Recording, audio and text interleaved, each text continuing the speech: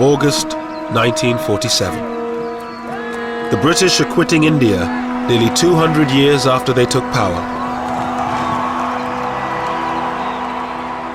One of the largest, most ethnically diverse nations in the world has been divided.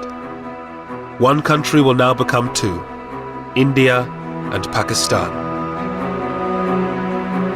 As a British barrister draws a line on a map, a once peaceful land implodes. People are forced out of the villages they have lived in for generations. 15 million scramble to be on the right side of the new border. At least 1 million die in the process. And this huge mass of humanity just moving along, barefooted, no food, thirsty. It was a terrible sight, terrible sight.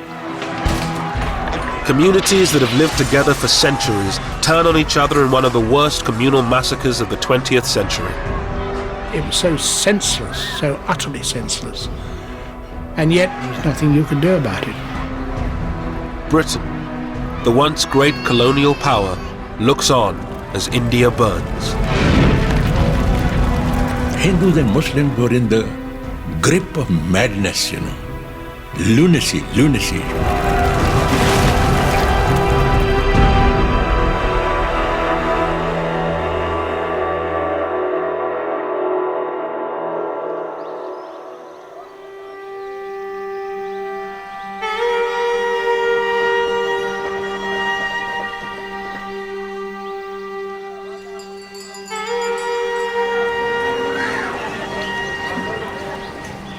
In 1946, British India was largely at peace. On the surface, there was communal harmony between Hindus, Muslims, and Sikhs.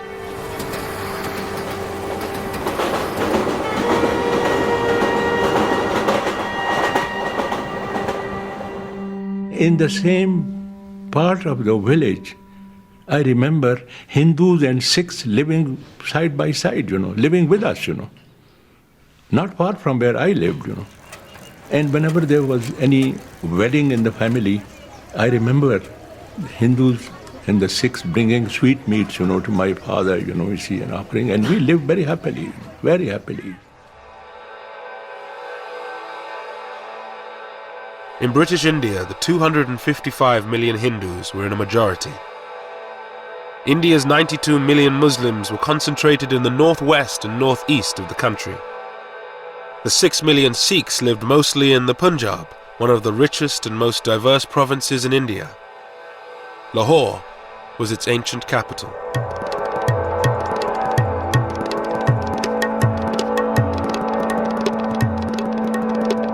Lahore was one of the most cosmopolitan cities in the country, a center for education and fashion.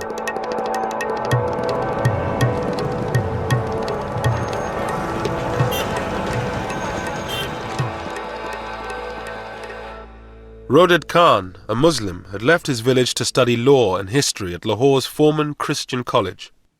Lahore took my breath away, It was a different city, and it was a different world.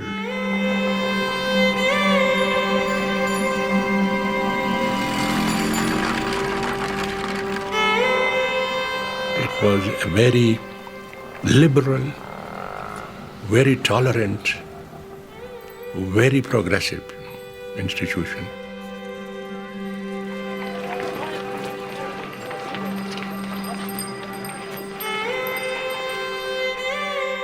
At the same time, Somanand, a Hindu, was in his final year of school in one of Lahore's fashionable suburbs. The fashions in Lahore became popular all over Punjab, not only in Punjab but in northern India.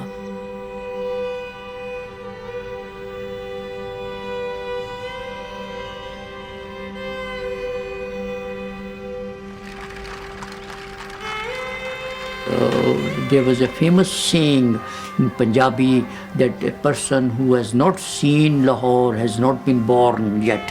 He is yet to be born. In a few months' time, the peace of this ancient city would be shattered.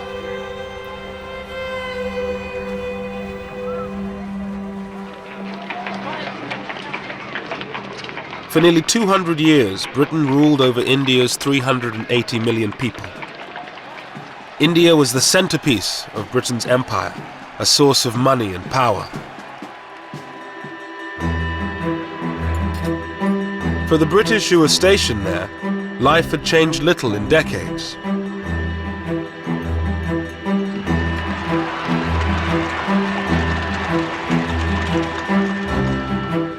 John Moores, an officer to a Gurkha regiment, had been in India for a year.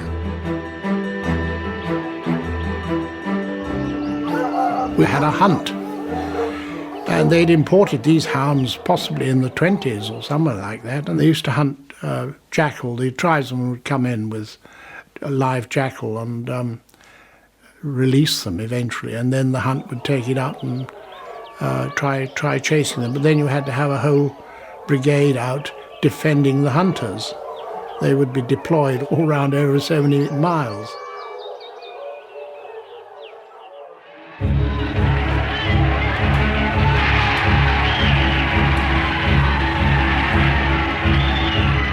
For decades, Indians had fought to rid themselves of British rule. The independence movement had been kept in check by ruthless military force. But by 1946, everything had changed. World War II had left Britain bankrupt. Mr. Moores and the other British troops knew that they would be the last. We knew that having come through a very expensive world war, that the cost of maintaining an army in India following the Far East War, we realised that this couldn't be paid for. The taxpayer, England was in a bad state, particularly 46, 47, financially.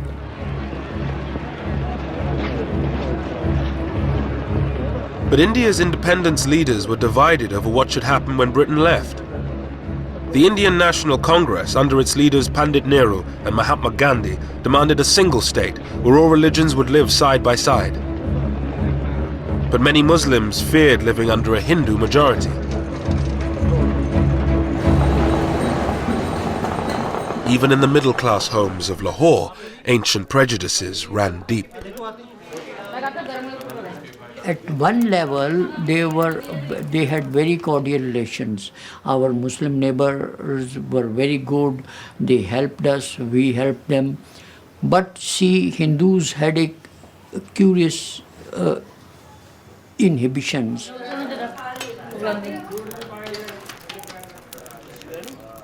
My mother's attitude, she didn't allow any Muslim to enter her kitchen. Any cooked thing from a Muslim home was not allowed to enter the kitchen. When she was eating, she would not allow her Muslim neighbors, the lady, to touch her. So such inhibitions and customs, they kept us apart. In Lahore's old city, Muslims were forbidden from drinking from the same taps as Hindus. Zahur Uddin, a Muslim, was a champion wrestler from the old city.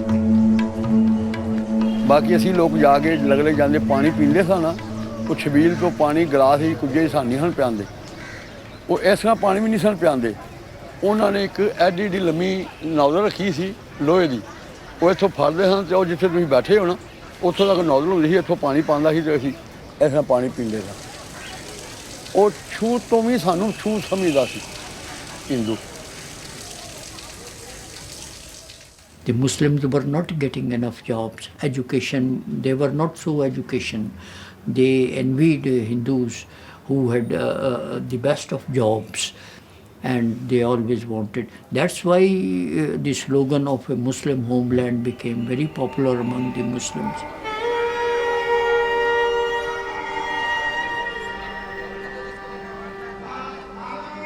Muslim fears that Hindus would dominate an independent India drove the demand for a separate Muslim homeland.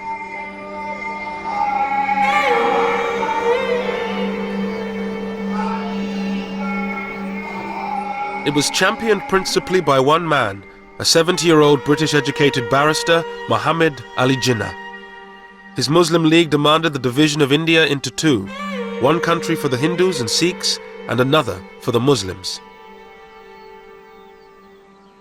Once the British leave, and there will be a democratic form of government, you see, But in a democratic form of government, the Hindus will always be in a majority and the Muslim will always be in a minority. We have no chance. Our minority will never be transformed into a majority, and the Hindu majority will always remain a permanent majority. Therefore, we have no chance. Pandit Nehru, the leader of Congress, toured the country arguing the case for a united India. The whole idea that India should be divided was based on a fantastic notion that religion constitutes nationality. Nayantara Sehgal lived with her uncle, Pandit Nehru. While I was growing up, the entire national movement, which had cut across religion, region, caste, class, sex, it had been a truly unifying experience. So for a person like me, it was an absurd idea that India should be divided. It made no sense of any kind.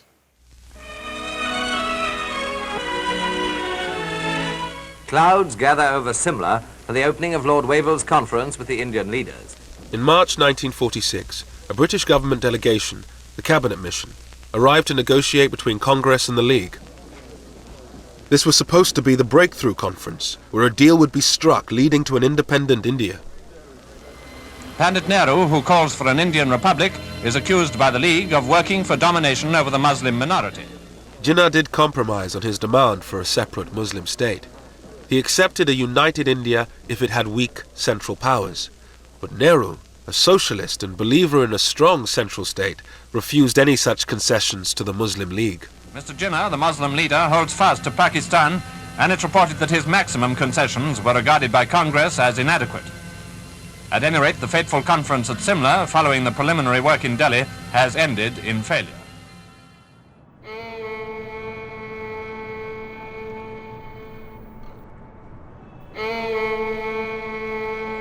Calcutta, a stronghold of the Muslim League, August the 16th, 1946.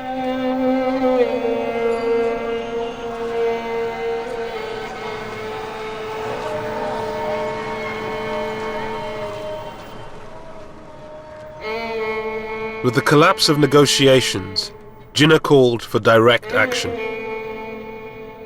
Thousands of Muslims gathered in the center of the city to demand a separate homeland, Pakistan.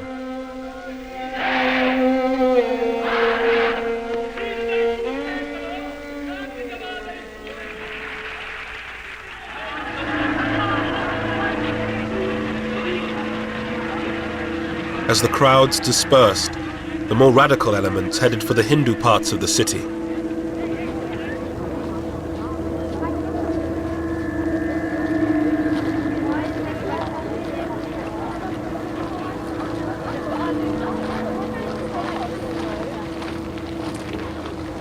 I was thinking of going out for a stroll, and then all of a sudden I found some Muslim hoodlums.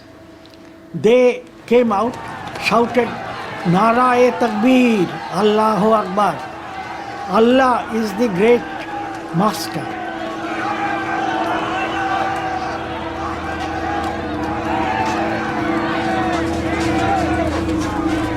Local gangsters hijacked the demonstration. They whipped up the mob, and it turned violent. Then I found that a neighbor who had come out to see what was happening, his head was cracked and lay bleeding. So I thought that going out would be absolutely foolhardy.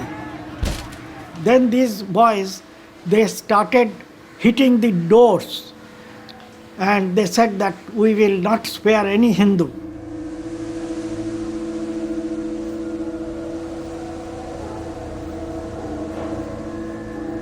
As the city erupted in communal violence, Muslim slaughter of Hindus turned to Hindu slaughter of Muslims. Shankar Ghosh was covering the riots for a Calcutta newspaper. A jewellery shop was surrounded by a crowd armed with iron rods.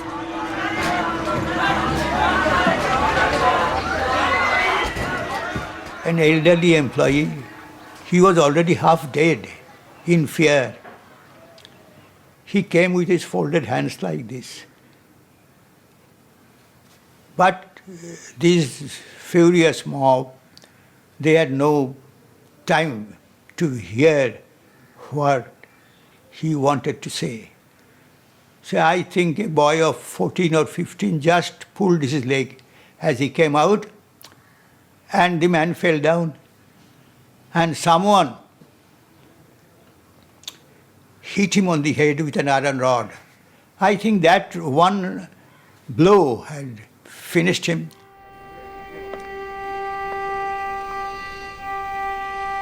Around 5,000 people were killed in 3 days of rioting.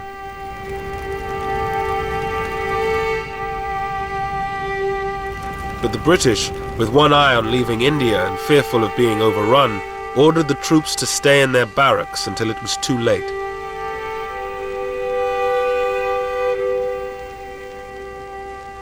We had absolute faith in British authority. We had absolute faith in the peace that British had given us. For 3 days there was no sign of authority on the streets, and it was anybody could murder anybody.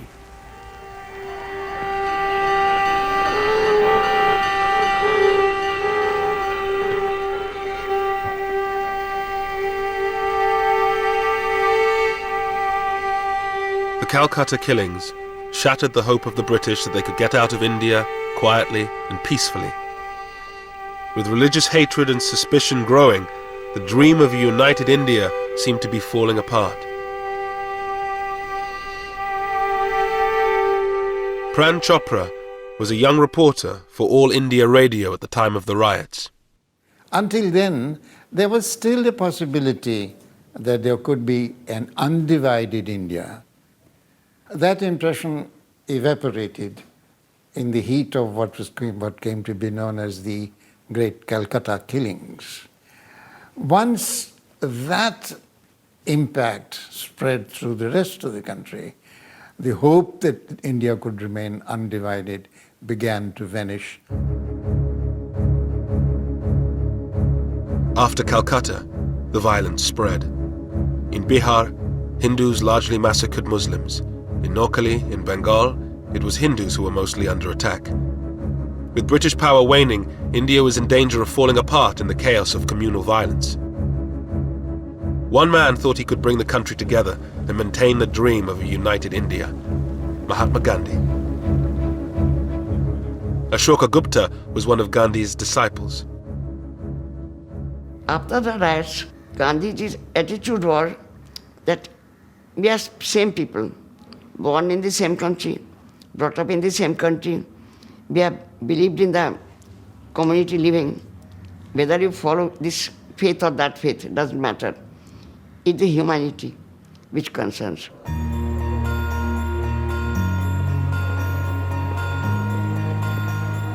Gandhi spent the first months of 1947 walking through the villages of Noakhali, holding prayer meetings, trying to bring Hindus and Muslims together. Ashoka Gupta went with him. Gandhi walked from one village to another, and while he walked, he sang. He rested in a Muslim house, then he rested in a Hindu house.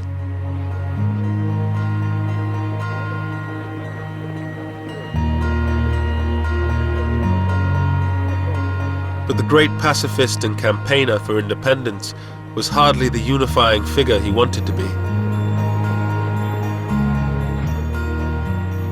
Gradually, the prayer meetings, the non-Hindus were absent. Shankar Ghosh reported the story for his Calcutta newspaper. The Muslims were not keen to come to him, were not keen to listen to him. And Before Gandhiji went on his morning trip from one village to another, they used to defile the path, spread thorns, bones, etc. on his road. An advance party had to be sent because he was in Noakhali, he was not wearing any shoes. He was walking barefoot. Gandhi had always opposed constitutional concessions to Muslims. For many of them, he represented Hindu supremacy. Mr. Gandhi did not appeal to the Muslims, He failed to win the hearts and minds of the Muslims of India, The way he used to talk about politics and his language, it was foreign. It did not appeal to Muslims at all, But he used to be practically, naked. He used to have one arm on the shoulder of one girl, and he should have another arm on the shoulder of another. And the Hindus thought he was a saint, Gandhi's dream of a united India seemed to be collapsing.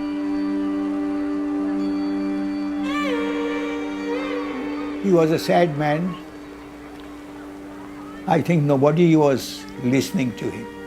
He was considered to be an incorrigible idealist who has no connection with reality.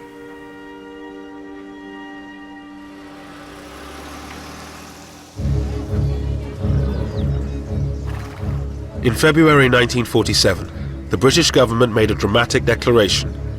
They would definitely leave India by June 1948. But there was still no agreement on how to give India to the Indians. With chaos spreading, they decided on a radical solution: to appoint a new viceroy. The scene is Northolt Airfield, the occasion the departure of Lord Mountbatten of Burma, who was leaving for India with his wife. Before the new viceroy, there lay the task of holding office for the brief but obviously difficult period of just over a year until the date when Indians are to take full control of India. Everyone in Britain, I'm certain, wishes the viceroy all possible success in India. I was in school, and they said, you'll miss the last term of school, and we're taking you out in the middle of this term because Daddy's been appointed Viceroy of India, and so we're going out for probably a couple of years. And, thought we'd take you as well, because you can be useful.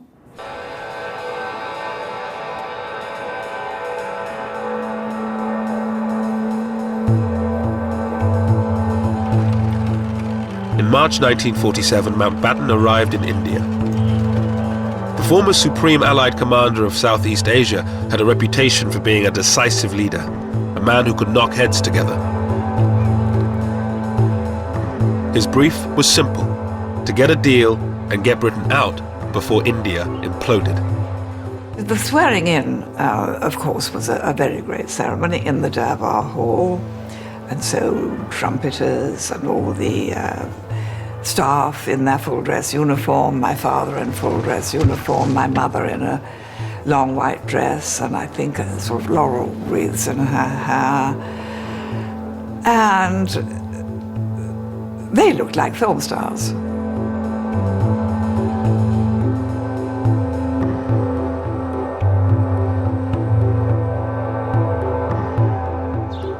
The Viceroy, his wife Edwina the Vicereine, and their daughter Pamela moved into Viceroy's house in New Delhi with its staff of 5,000.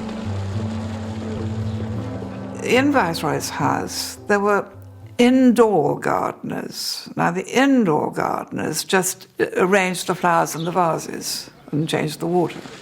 And there were 25 of them as indoor gardeners. There was one man who spent his entire time with a seal that bore the British crown, stamping the butter pads. And there was another unfortunate man known as the chicken plucker, who did nothing else. So the scale was so amazing. Narendra Singh Sarila was to become Mountbatten's aide-de-camp, his personal assistant. Among other things, his job was to assist on tiger hunts. Lord Mountbatten was a very articulate man, and he used to plan ahead what he's going to do. And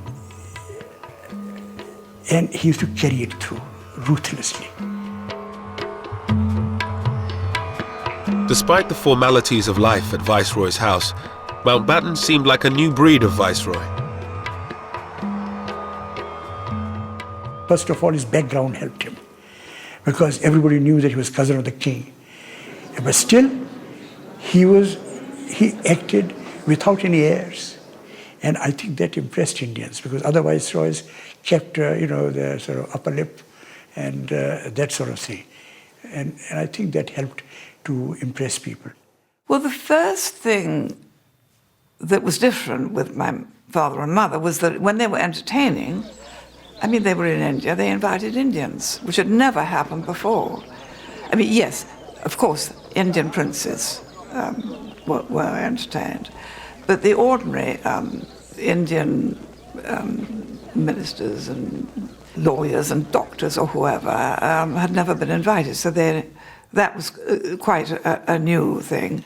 On the personal level, Dickie was a very charming, very handsome, very lovable person who met one very informally, and when one was very young and rather nervous in front of important people, he could put one at one's ease. He was awfully sweet.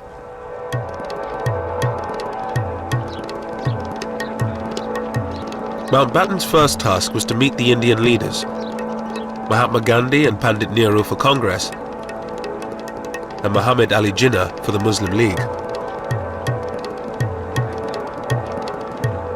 He hoped his more informal style would give him greater success than his stuffier predecessors. They sat away from the desks in armchairs and were offered refreshments of some kind, and he would say, well, now, before you put me in the picture politically and in the state of India, do tell me a bit about yourself. It was a technique that worked with Nehru. The two would become lifelong friends, but it totally failed with Jinnah. He came out of the meeting afterwards and said to his aides, my goodness, he was cold, cold as ice.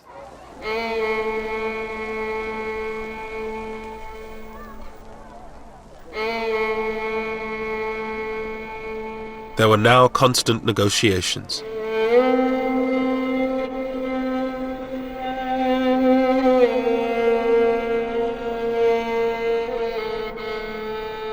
As a divided India became a real possibility, the political tensions at the centre filtered down to the local level.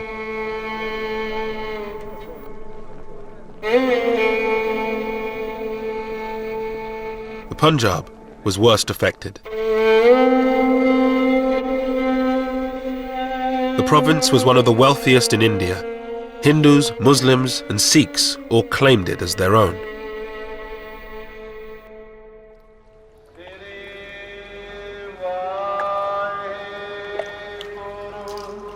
The Punjab was home to most of India's 6 million Sikhs, the location of their most holy site, the Golden Temple. The Sikhs' great fear was that if India was divided, the Punjab, with its Muslim majority, would end up in Pakistan. For Sikhs, it was unthinkable that they would be ruled by the Muslims, historically their enemies.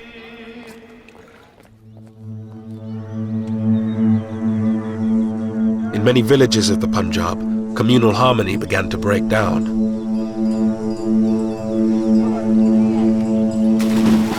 Aridaman Singh Dillon was living in a mixed Sikh-Muslim village. I had Muslim friends and we used to play together. And there was nobody from our families put any obstacles between us. But when the strife began, then I was prohibited from going out with my Muslim friends. But we would sneak away and often will get caught and scolded. My grandfather, he noticed us going about playing around in the fields. We tried to hide, But ultimately he found out and I was giving a good thrashing and scolded.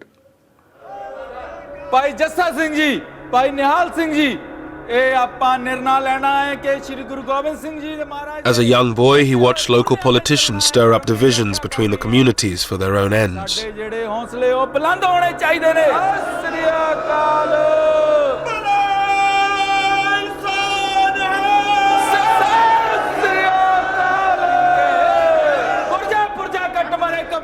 They have to whip up the sentiments of the people, and the easiest way to whip up the sentiments of the people are to tell them that their religion is in danger, that is their community is in danger. What else would they tell?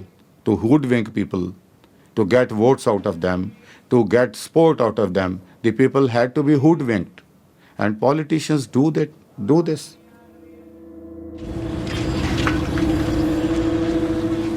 Tension also increased in the Punjab's capital, Lahore.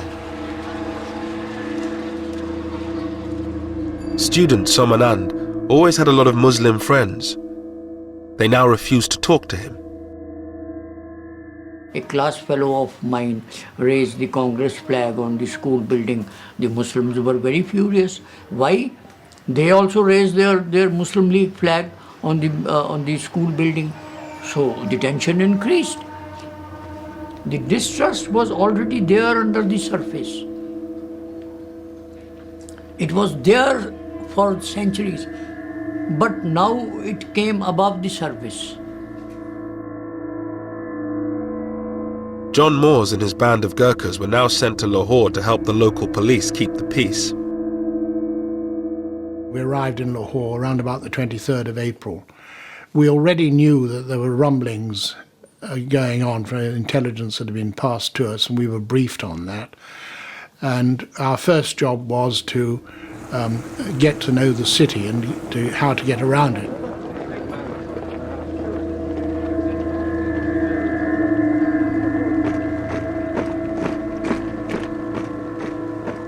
We had orders that we were to stay armed, and you'd have to go to a dance or have dinner out somewhere with a 845 revolver strapped on, because there was already talk about people having reprisals.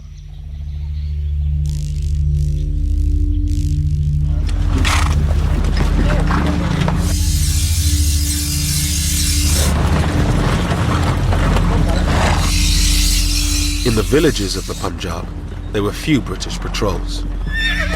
The Sikhs began forming jathas, armed bands. Many Sikhs had served in the British Army during the war and still had their weapons.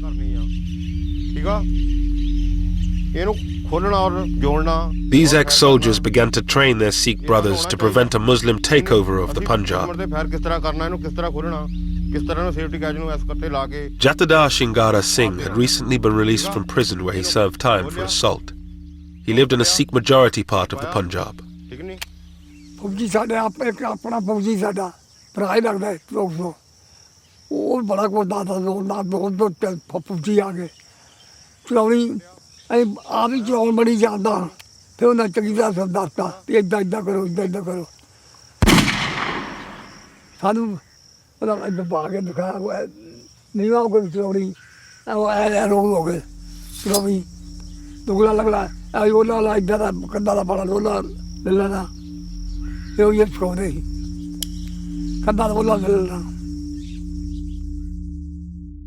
number of Muslims from our village had come down to see my grandfather and told him that they have heard rumors that certain people are getting together in adjoining villages to attack our village and other villages to kill the Muslims.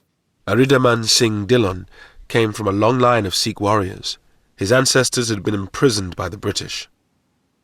His grandfather, the village head, refused to join in the wave of communal violence. A committee of Sikh, Hindu and Muslim people were created, and they were given small arms like lances and axes. We had a couple of guns, and the basic reason for doing this was to guard their own village against the people coming to loot the Muslims of that village and to guard their Muslim friends. And every night they would hold the patrolling throughout the village to guard the village and the Muslims.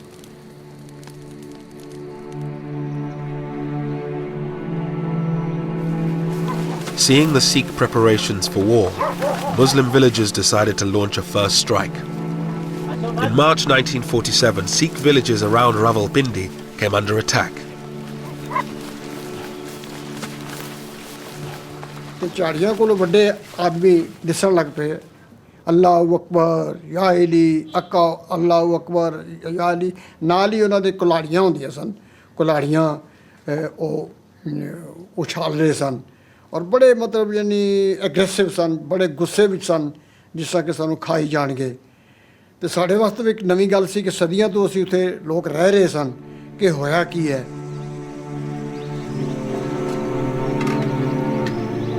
The Sikhs were heavily outnumbered by Muslims. Their biggest fear was that their women would be taken away, converted and raped.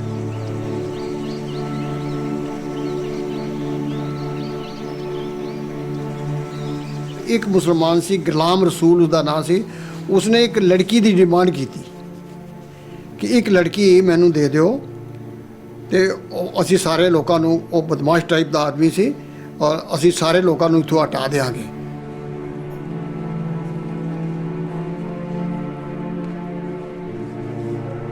The women of the village went into hiding. Bir Bahadur Singh's father decided to act to save the honor of his village. His teenage son looked on. 10 ਸਾਲ ਤੋਂ ਲੈ ਕੇ 40 ਸਾਲ ਦੀ ਤੱਕ ਜਿਹੜੀਆਂ ਸੁਨੱਖੀਆਂ ਸਨ ਸਾਡੇ ਇਲਾਕੇ 'ਚ ਬੜੀਆਂ ਔਰਤਾਂ ਸੁਨੱਖੀਆਂ ਹੁੰਦੀਆਂ ਸਨ ਪਹਾੜ ਦਾ ਨੀਮ ਪਹਾੜ ਦਾ ਇਲਾਕਾ ਸੀ ਤੇ ਉਹ ਸਭ ਤੋਂ ਪਹਿਲਾਂ ਆਪਣੇ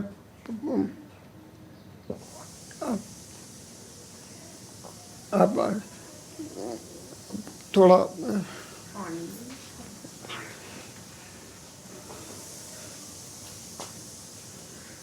आवाज़ मारी सब तो पहला अपनी बेटी नू मान बेटा आ जा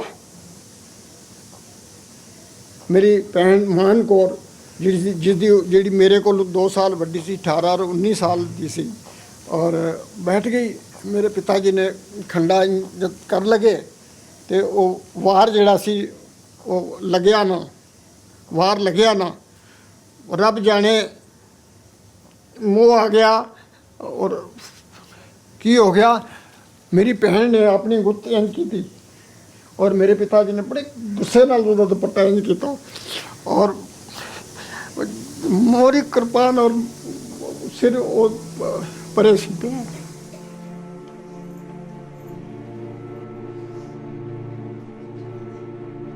ਉਹ ਦੋਏ ਚਾਚਾ ਭਤੀਜਾ ਨੇ ਮੇਰੇ ਇੱਕ ਹੋਰ ਤਾਇਆ ਜੀ ਵੀ ਉੱਪਰ ਸਨ ਜਿਨ੍ਹਾਂ ਦਾ ਕਾਫੀ ਵੱਡਾ ਸਰੀਰ ਸੀ ਉਹਨਾਂ ਸਾਰਿਆਂ ਨੇ ਕੱਟਣਾ ਸ਼ੁਰੂ ਕੀਤਾ ਖਟ ਖਟ ਖਟ ਦੀ ਆਵਾਜ਼ ਆਉਣ ਸੀ ਮੈਂ ਯਕੀਨ ਜਾਣ ਕੇ ਜਾਣਾ 60 ਸਾਲ ਮੈਨੂੰ ਅੱਜ ਦੀ ਯਾਦ ਹੈ ਕਿਸੇ ਨੇ ਹਾਈ ਨਹੀਂ ਕੀਤੀ ਬਸ ਵਾਹਿਗੁਰੂ ਦੀ ਆਵਾਜ਼ ਆਉਂਦੀ ਰਹੀ ਹੈ ਕਿਸੇ ਨੇ ਹਾਈ ਨਹੀਂ ਕੀਤੀ ਕੋਈ ਨੱਸੀ ਨਹੀਂ ਕਿਸੇ ਨੇ ਰੋਲਾ ਨਹੀਂ ਪਾਇਆ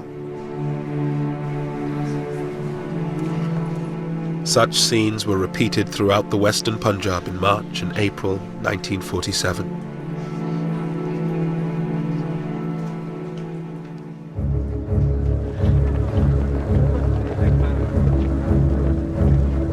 With the threat of all-out conflict, a deal became a matter of urgency. The Congress leader, Pandit Nehru, now had power within his grasp. But to get the British out quickly, he had to compromise. He abandoned his dream of a united India and accepted partition. A statement will be read to you tonight, giving the final decision of His Majesty's government as to the method by which power will be transferred from British to Indian hands. On the night of June 3rd, 1947, Mountbatten, Jinnah and Nehru broadcast the news that they had finally struck a deal. They would divide India in two. I must honestly appeal to every community, and particularly to Muslim India, to maintain peace and order. I couldn't believe it. I couldn't believe it. It was like a dream come true, you know. mighty forces are at work in the world today and in India, and I have no doubt that we are ushering in a period of greatness for India. I remember I heaved a sigh of relief that there was partition, because we did not want to live with the Muslims anymore. But there can be no question of coercing any large areas in which one community has a majority to live against their will under a government in which another community has a majority. The partition deal involved giving those provinces with a Muslim majority to Pakistan and those with a Hindu one to India. But Mountbatten and Nehru insisted that the Punjab and Bengal would be treated differently despite their Muslim majorities. Jinnah was forced to accept that both these provinces would be cut in half and divided between India and Pakistan. The next day, at a press conference, Mountbatten dropped a bombshell. Britain would not be leaving in June 1948, as had been planned, but on August 15, 1947, just 3 months away. When asked why the date had been brought forward by nearly a year, Mountbatten replied, "Why should we wait? Waiting would mean that I should be responsible, ultimately, for law and order." It should have been possible for them to say that, look, there is no great hurry, don't fix a timetable, let it proceed in a more orderly manner. But he was a decisive man. This is the job I have to do, this is the date by which I'll do it. This was his personality. That made the pace of the partition furious, impossible to moderate. It was no question of it being too soon, it was much too late. Because in fact, when he arrived, he saw the situation was so much more volcanic than he'd been led to believe in England. And he had that diary that he had over everybody's desk saying however many days to independence, because it seemed so unbelievable. And the next morning you went into your office, it was 1 day less, and it certainly concentrated people's minds.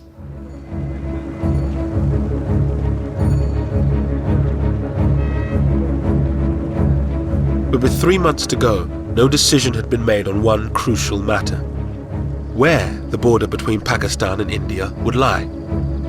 A new boundary had to be urgently drawn up. The man chosen for the task had never been east of Paris: British barrister Sir Cyril Radcliffe. Cyril Radcliffe was a very remarkable man. It was not just the quality of his mind, though that was formidable, perhaps the most formidable I ever encountered, I think. He had this unerring gift for going to the heart of anything he was discussing. He came very clearly to a rational conclusion. He was a very rational man. On July 8th, Radcliffe arrived in India. He moved into a bungalow on the Viceroy's estate. With partition only 36 days away, he met Mountbatten. The brilliant and serious barrister did not quite hit it off with the flamboyant Viceroy. I think he thought that he was a vain man, and not a man whose judgment was totally to be relied upon. But he didn't dislike him, and I think he respected the fact that Mountbatten was the last Viceroy and doing the best he could with a very difficult remit. Could you get me the figures, please, for the Gurdaspur district? I believe I'm right in saying that there is a narrow Muslim majority, but not a substantial one. Yes, it's 50.6%. 50.6. With his private secretary, Christopher Beaumont, Radcliffe began his work. His toughest job would be in the Punjab and Bengal, which were being divided in two. Radcliffe was being asked to draw a line through the middle of both provinces. In doing so, he would look at which religion was in a majority in each individual district, but he would also take into account other factors, such as the connection of railways, canals, and irrigation channels. In the streets of its great capital, Lahore, there was uncertainty over which side of the city the border would fall.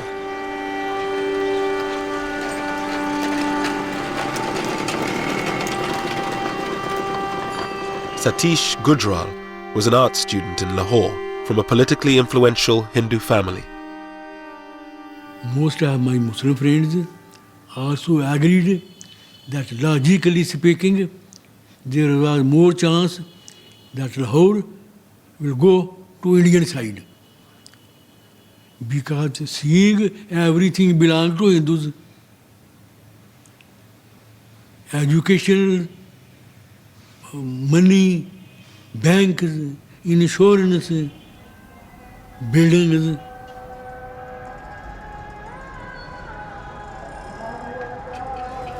या मौला जी दोवां कन्ना ही फिर लाहौर सन पाकिस्तान च लिया असीं इत्थे ही रहिए असीं घरों बाहर ना निकलीए सारियां कबरां भी इत्थे निकल गईयां असीं ते मरांगे इत्थे घरों बाहर ही निकले ना किते गए ने ना किते आए ने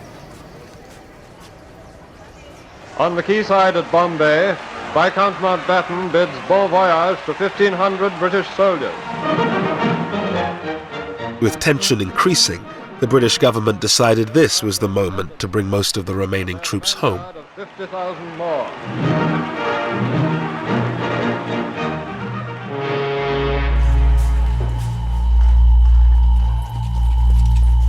With just over a month to partition, tension on the streets of Lahore began to turn to violence. There was a date and everybody then knew that do whatever you can now, because after this date you won't be able to do it. Whether it's looting Muslims or looting Hindus, whatever it might be. So therefore the date itself became a driver. With the border still to be decided, Muslims, Sikhs and Hindus began to clear their neighborhoods of anyone not of their community.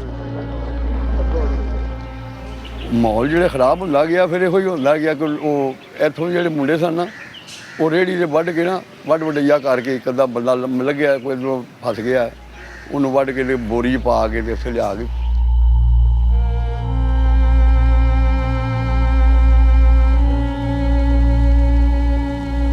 ਉਹ ਹੈਗਾ ਸੀ ਉੱਥੇ ਲਿਆ ਕੇ ਤੇ ਉਹਨੂੰ ਸਾੜਦੇ ਸਨ ਇਹ ਮੁੰਡੇ ਮੁਸਲਮਾਨ ਜਿਹੜੇ ਐਸੇ ਏਰੀਏ ਜਿੱਥੇ ਜਿੱਥੇ ਮੁਸਲਮਾਨ ਹੈਗੇ ਸਨ ਉਦੋਂ ਹਾਲਾਤ ਇਸ ਤਰ੍ਹਾਂ ਇਹੋ ਜਿਹਾ ਰੋਈ ਕਤਲ ਹੋਇਆ ਮਾਰ ਦਿੱਤਾ ਸਾੜ ਦਿੱਤਾ ਇਹ ਆਪਣੀ ਹੋ ਜਾਂਦੀ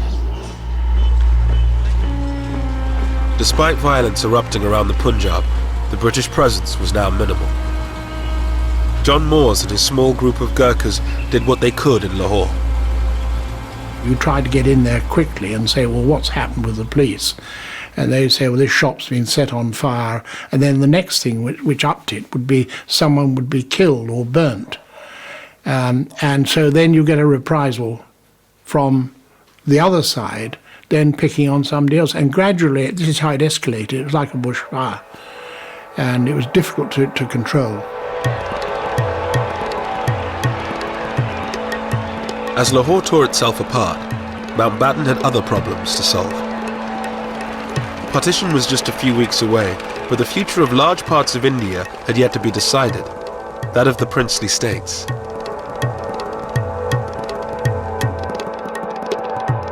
Ruled by princes, these semi-autonomous states were dotted around India. They had been allowed to run their own affairs in return for their loyalty to the British Crown.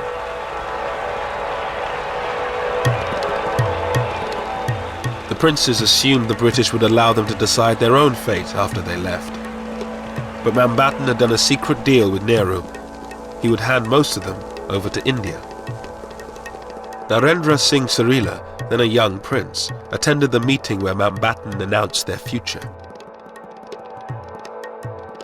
In July 47, my father said that the last Chamber of Princes meeting is going to take place in Delhi, in which Mountbatten will address the princes. It is an important meeting.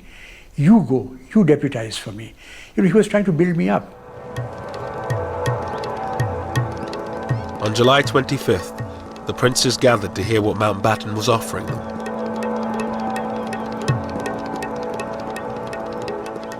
He came and stood in front on the podium. And I remember that he looked left and right while pictures were taken. It was perfect showmanship.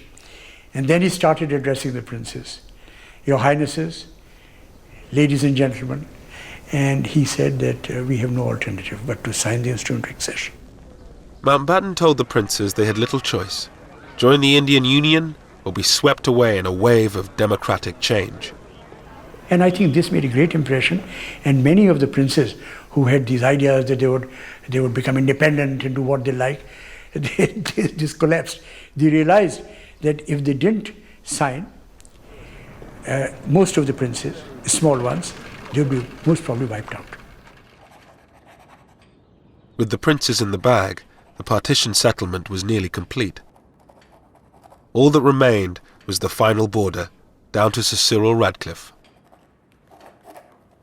I think it was the loneliness of the decision which I remember him talking about.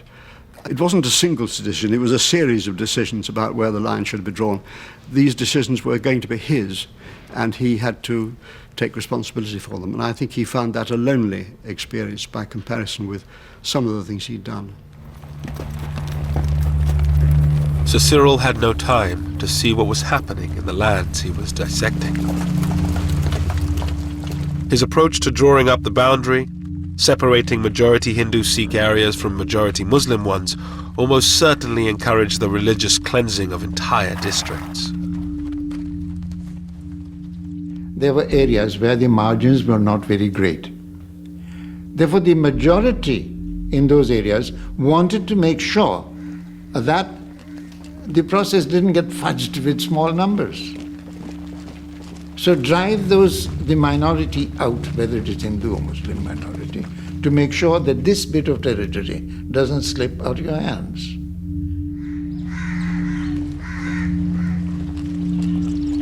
Mayhem now ensued in the villages of the Punjab. A few individuals took a stand. Dylan's grandfather was threatened for trying to protect his Muslim neighbors. Some people had often sent messages to my grandfather that people who were going about looting and killing Muslims, they wanted to eliminate our family because we were putting an obstacle in their way. But my grandfather would not be deterred. He would not be afraid. He was that way.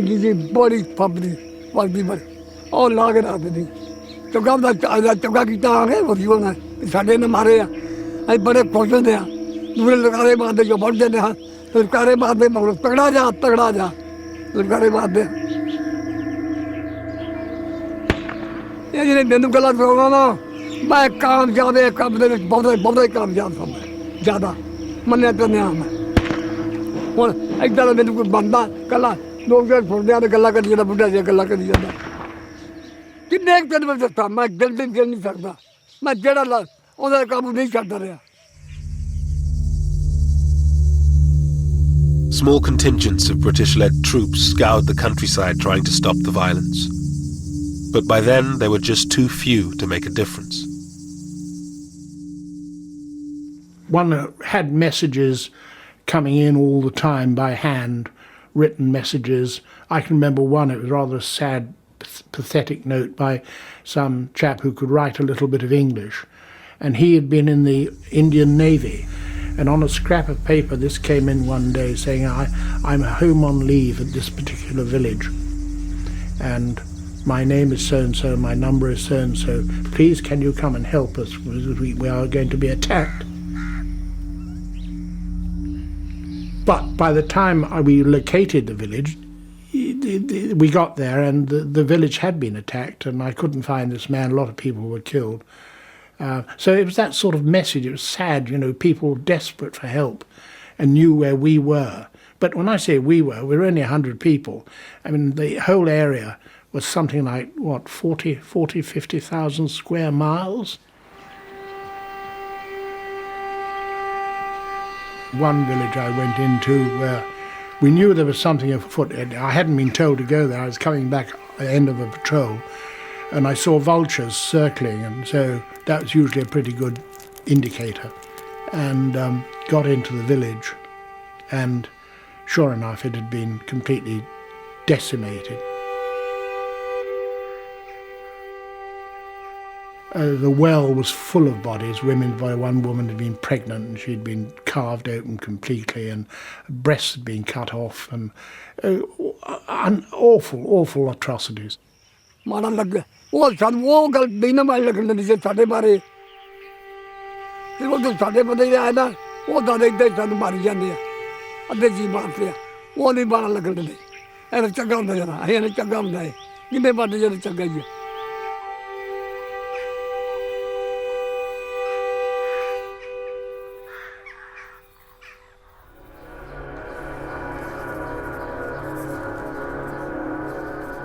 In Lahore, murder was now an everyday occurrence. With partition just 2 weeks away, rumours circulated that the city would go to Pakistan. Lahore's richer Hindus took no chances. There was tension. The Hindus started leaving much before the partition Lahore. They knew that Lahore would go to Pakistan. They started leaving the city, but they pretended that they are not leaving. They kept their drawing rooms as it was there. All the sofas and all the furniture was there. In the hearts there was a hope lingered that Lahore would be on this side.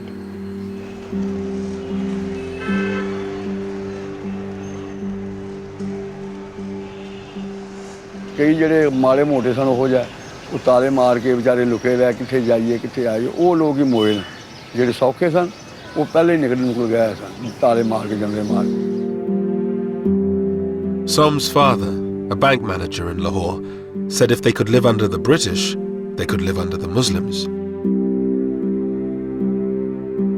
I didn't want to leave.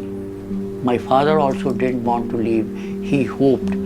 And he said, okay, all these people who are leaving, they are fools. They'll come back tomorrow.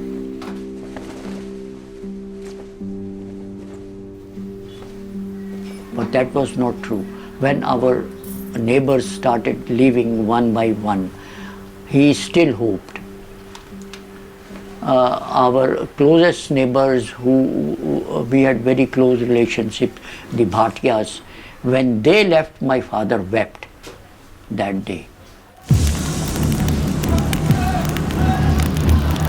As thousands fled, Muslim gangs set fire to the Sikh and Hindu areas of the old city. The old Lahore, beautiful and historic, was in flames. At night when I used to sleep on the terrace, I could see the Hindu Shahalmi area burning 5 miles away.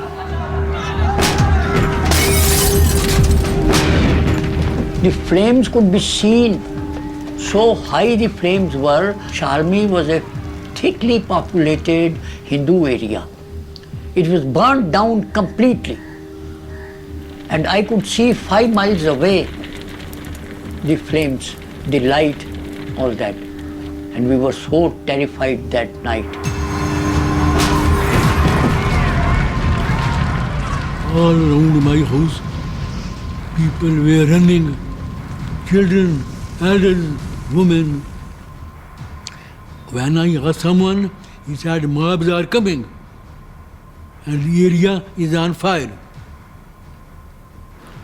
Told me to run at once if you want to save your life.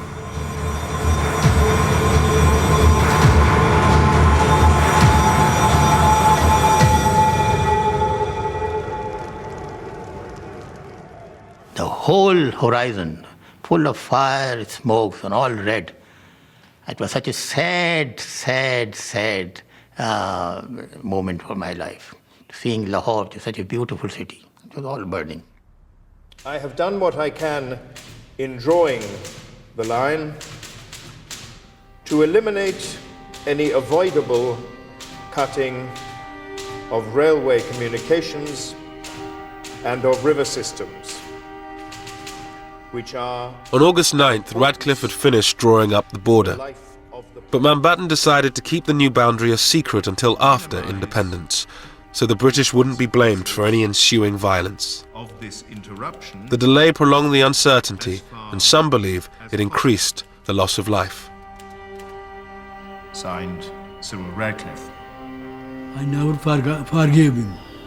Why he kept the decision to be announced about Lahore so late? I feel much killing could have been saved if they had announced the fate of Lahore 15 days before.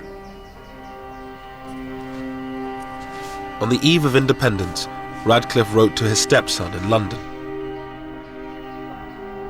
Nobody in India will love me for my award about the Punjab and Bengal, and there will be roughly 80 million people with a grievance who will begin looking for me.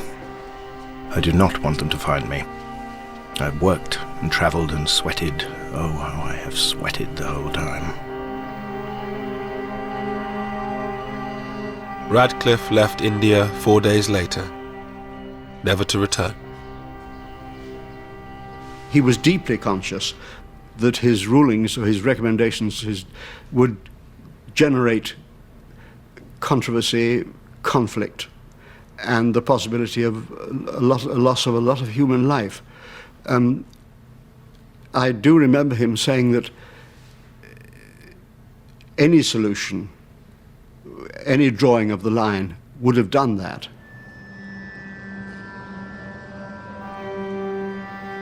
On August 14th, 1947, a new country was born on the subcontinent. Jinnah's dream of a Muslim homeland became a reality in Pakistan.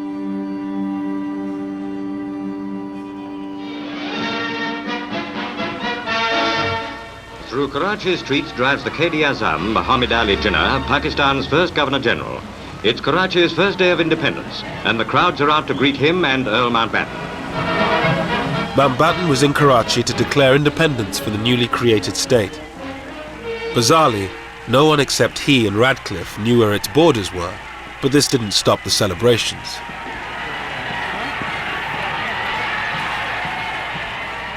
It never occurred to us that the Muslims of India will ever see the emergence of a sovereign, independent country, which they could call their own, you see.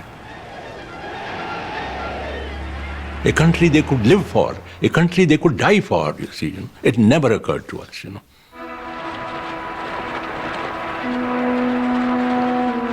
The next day, it was the turn of India to celebrate.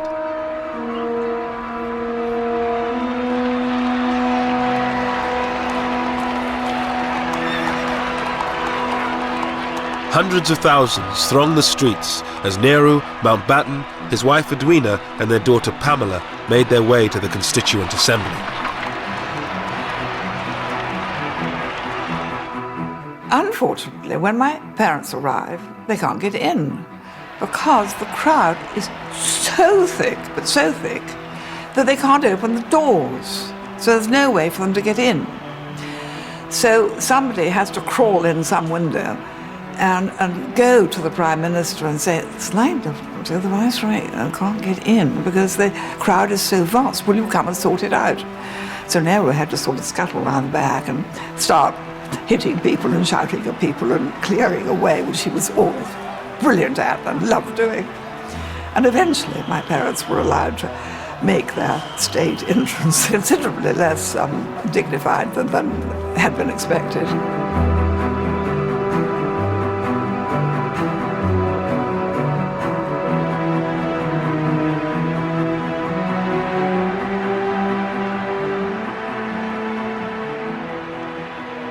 Well, you must remember that whatever the tragedy of partition, there are other aspects to it, and it was an exhilarating occasion.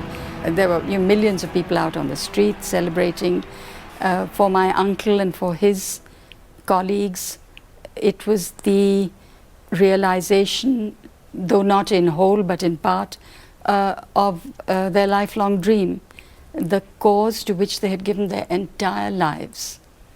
And here it was, Indian independence. But not everyone was celebrating. Gandhi, who for decades had struggled for a united independent India, lay fasting in Calcutta. His disciple Ashoka Gupta was with him. He was a disappointed man. He was a man in distress. And he found that whoever people went with him to start with, now are deserting him. The desertion by other leaders, I think, hurt him very much. He wanted to die. His attitude was, let me die.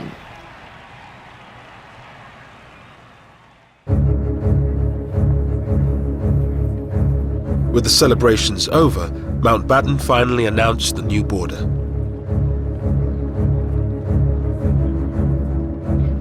It sliced through the previously united provinces of Bengal and Punjab. Lahore was given to Pakistan, a disaster for the city's few remaining Hindus. We were dejected and we were so sorry because, see, those Hindus, by that time, Hindus had realized that it would not be possible for them to stay in Pakistan.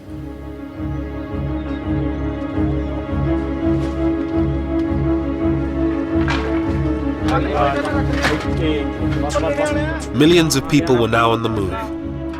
Muslims who found themselves on the Indian side of the border, and Hindus and Sikhs who were on the Pakistani side.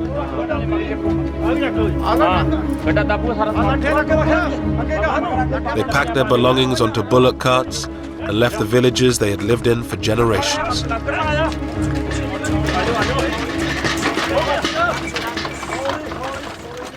डरते हैं जी हाँ डरते हैं डरते बहुत तो डरते हैं ये भी अजीब आजन कोई चीज नहीं चुकन दी वादा भाई आके कुछ नहीं जाना तुम अपनी जाना ले जाओ गड्डियां ते बहन दी करो गड्डियां ते दो दो बोरियां आटा सुੱਟ ਲਿਆ जिन्ना घर हैगा सके ਤੇ ਇੱਕ ਗੱਡਾ ਸੀ 6 ਘਰਾਂ ਦਾ ਕੋਈ ਪਤਾ ਨਹੀਂ ਸੀ ਇਹਨਾਂ ਨਹੀਂ ਪਤਾ ਵੀ ਆਇਆ ਵੀ ਆਪਣੇ ਪਿੰਡ ਹੀ ਜਾਵਾਂਗੇ ਇੱਥੇ ਬਲਗਣੀ ਆਉਣਾ ਸੀ ਪਿੱਛੇ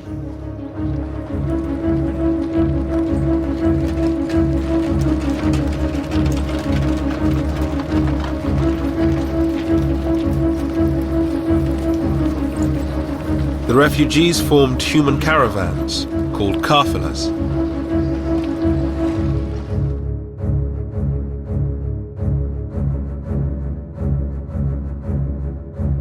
The lucky ones had military escorts to protect them from armed bands waiting on the roads.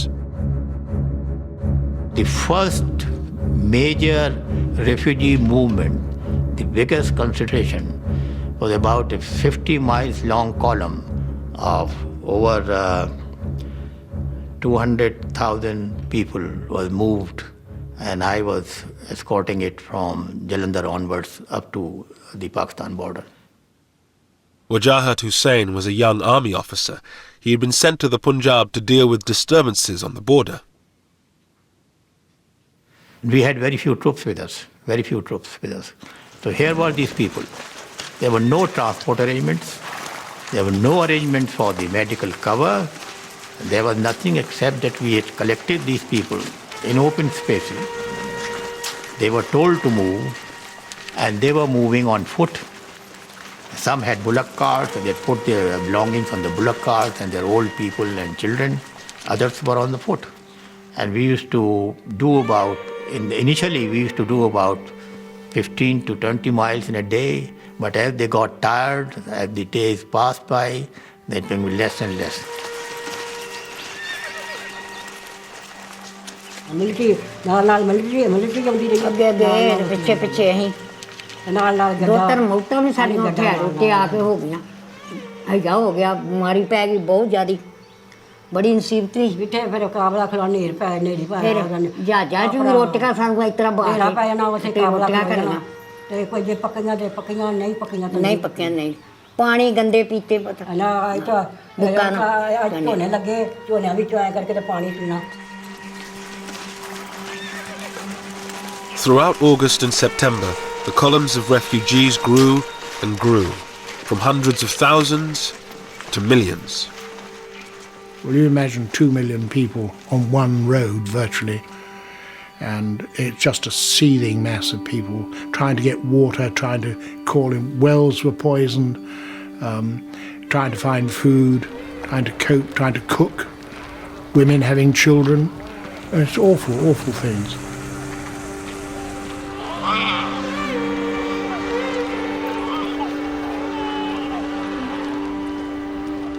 And of course they often try to stop us and to ask for help, and sometimes, if depending what we were doing, we'd stop and say, what's the matter, what do you want? And then they'd say, we've no food, and we say, well, I'm sorry, I can't do anything for you, because that wasn't our job. We just didn't have any food to give them.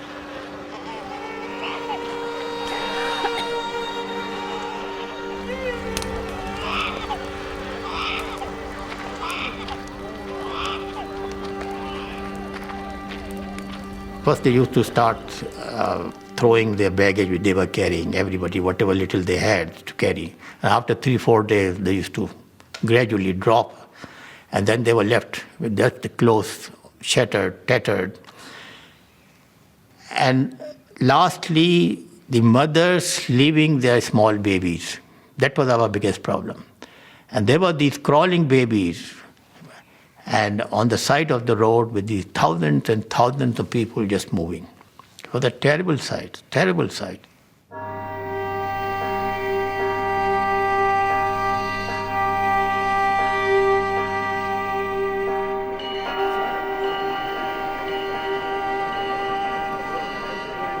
Tens of thousands of people boarded special refugee trains that made their way between India and Pakistan. They were easy prey for the armed gangs that roamed the countryside. It was John Moore's job to escort a trainload of Muslim refugees to Pakistan.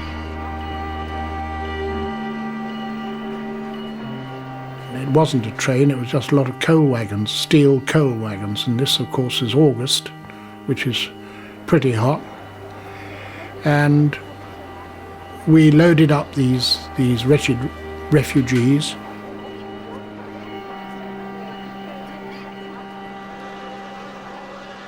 It was very distressing, and the journey from Ambala to Amritsar by train normally, you could do it in about, I suppose, 4 or 5 hours. And in this case, it took 4 days.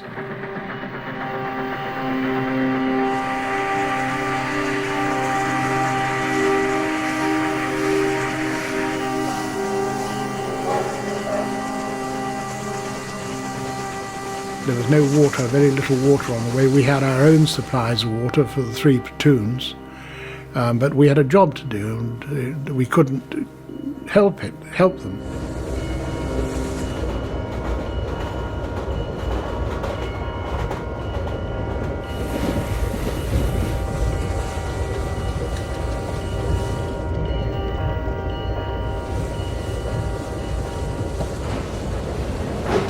Three days into their journey, they reached the Sikh stronghold of Amritsar. Just 14 miles from the border, they were forced to stop to pick up water. The station had been taken over by hundreds of armed Sikhs. Amritsar station was crawling with, it was packed, it was like sardines, right across not just the platforms but across the tracks. They all had weapons of some sort or another. Some were old blunderbusses, some were fairly modern rifles, spears, swords. They were shoulder to shoulder crowds and pushing and shouting and screaming, and you realized that you were just going into a hell, and if you didn't look tough, you were for trouble because they would then have gone for us before the refugees. And I said the thing to do is to get the grenades out, let them see. A lot of them are ex-soldiers, these people here, the weapons they were carrying. Let them see you priming grenades, prime the grenades, and that they'll know you mean business then. And doing that, the crowd sort of melted back and away and left us clear. And I suppose we must have been in the station for about 4 hours, something like that. And just as dawn was breaking, we managed to pull away the engine to do the last 14 miles. There had been very little planning for the movement of refugees or their protection. Most British troops had already been sent home, whilst Indian and Pakistani forces were in total disarray. They were totally inadequate forces.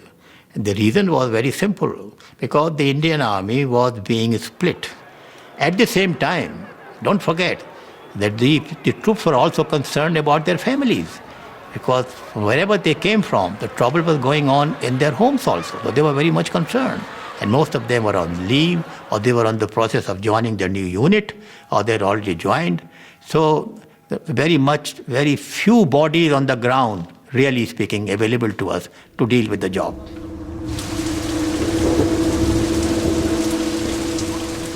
Most trains had no military escorts with inevitable consequences. John Moores was called to Ambala station to meet a train that had been attacked. This was a trainload of, 500, 600, 700 people, most of whom had been killed, slaughtered, mainly elderly people, young children, young women, and they had been attacked and slaughtered, shot. I can remember seeing a young woman with she was still alive, her head open, cut open, and you could see her brains, and knew there was nothing that we could do. We hadn't got any surgical facilities or anything like that, but it was a horrendous thing, and I still think about it very much. Art student Satish Gujral helped organize the transportation of refugees. In Amritsar, he saw the hatred partition had brought. A Muslim girls' school nearby had been raided, and all these girls had been brought out, stripped, then taken in procession to this location, where they were being systematically raped. I have recalled in my life story that when watching it, I looked at the face of those others who were attending it in search of compassion. I found none.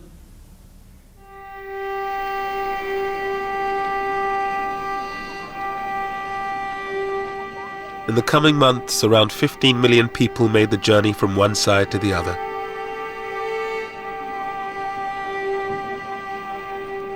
At least 1 million were dead. Thousands more lay abandoned in makeshift refugee camps, stuck on the wrong side of the border.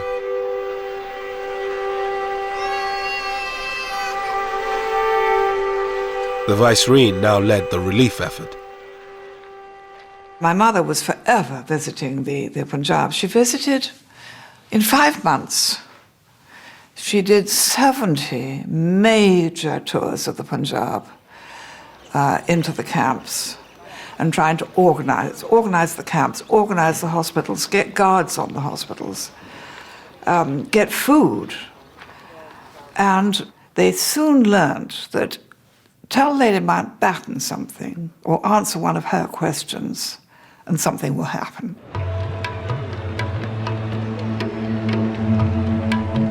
Pandit Nehru, the new Prime Minister of India, toured some of the camps with her. Finally, he came face to face with the price his people had paid for partition. Satish Gujral was in a refugee camp in Lahore when he arrived.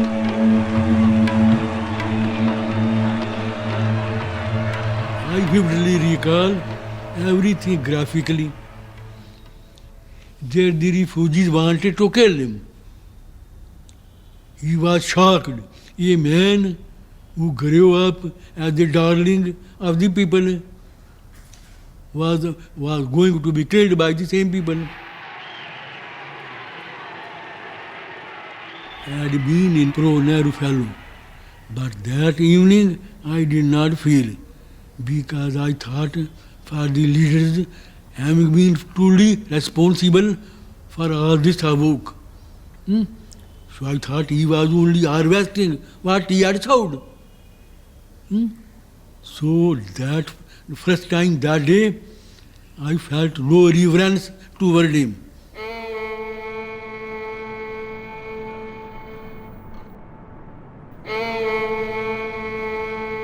In Lahore, there were now few Hindus left. Somanand and his father were among the last. In the weeks following partition, they came under attack from Muslim gangs seeking a religiously pure Lahore. And it was free for all in the city. There was no one to check them. So they had come for that purpose, and somebody had given them our address and all that.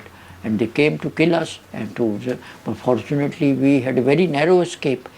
And I was with a neighbor, with a Muslim neighbor, and they looted, they ransacked the house, took away all the clothes which they could use, all our shoes. And when our Muslim neighbor raised a hue and cry, they said, "We'll shoot you if you support the Kafirs." It was too much even for Som and his father, who throughout the violence had held out the hope that they could stay on in the city of their birth.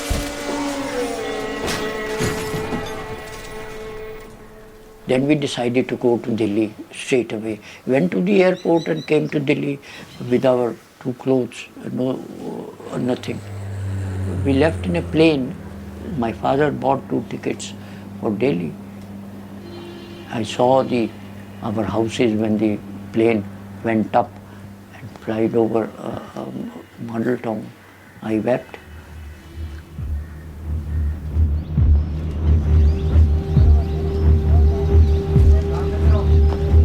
In Dillon's village, where the Muslims had been protected by his grandfather, the Indian army arrived one day and ordered the Muslims out.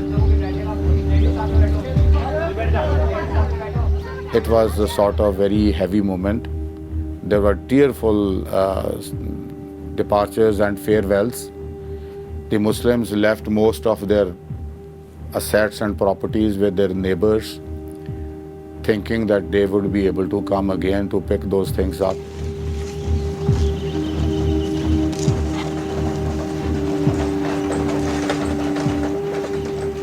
Initially, the people felt very remorse about their going. But then, in a couple of days, sort of they try to occupy their homes. They try to take away whatever they had left.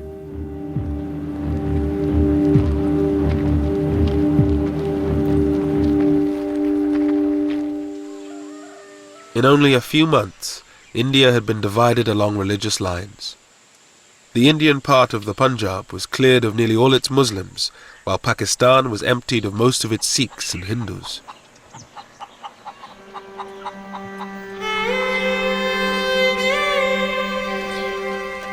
Lahore, once one of the most mixed cities in all of India, was now home only to Muslims.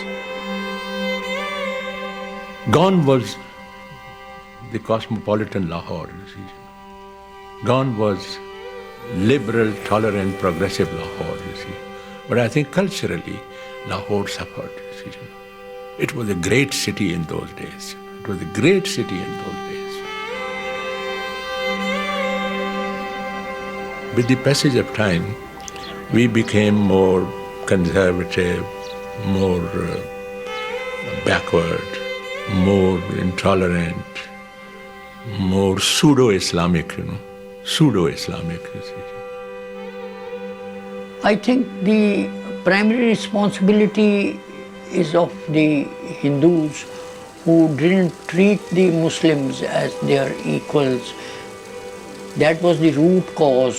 The Muslims and Hindus couldn't integrate despite living together for all these centuries.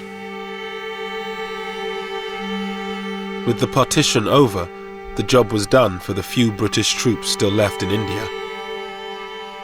John Moores returned to Britain at the end of 1947. I think the worst thing was that we couldn't stop the violence. The unnecessary cruelty is something which we didn't really know much about. Mountbatten stayed on in India until the end of 1948 as its Governor-General. He returned to his career in the Navy, becoming First Sea Lord. He was killed by an IRA bomb in 1979.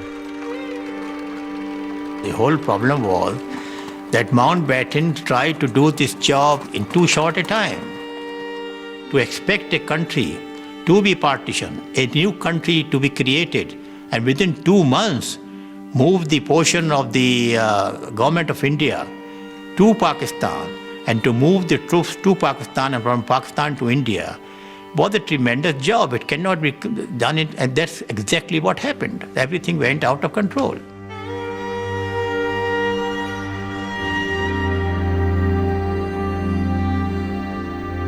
Satish Gujral, the art student from Lahore, became one of India's greatest painters.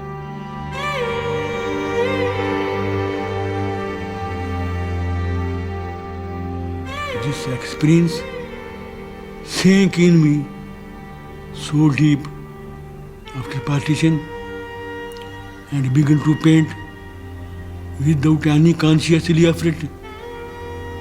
This woman suffering, this brutality of man to man became my theme.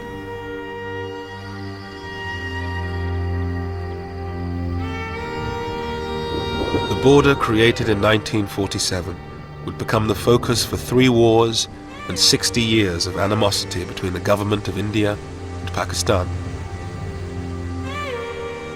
But for the people of the two countries, it was the tragedy of separation that lingered on.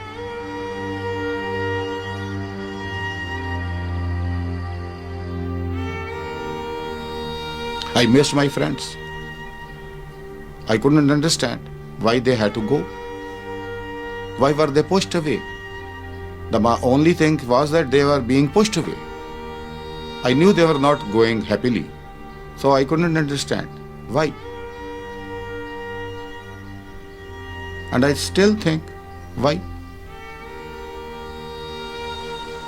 What did anybody get out of it?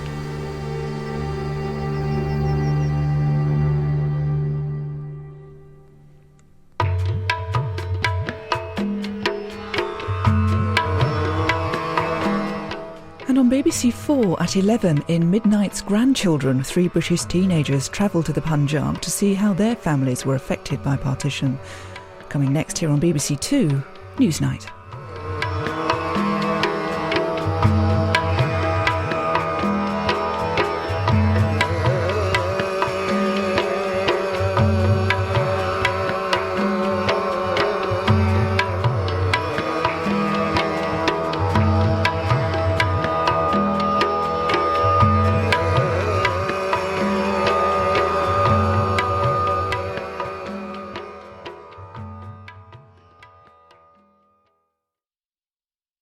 What's it really like to be British and Asian today? How has the independence of 60 years ago affected your life? Have your say. Asian Nation continues today on the BBC Asian Network.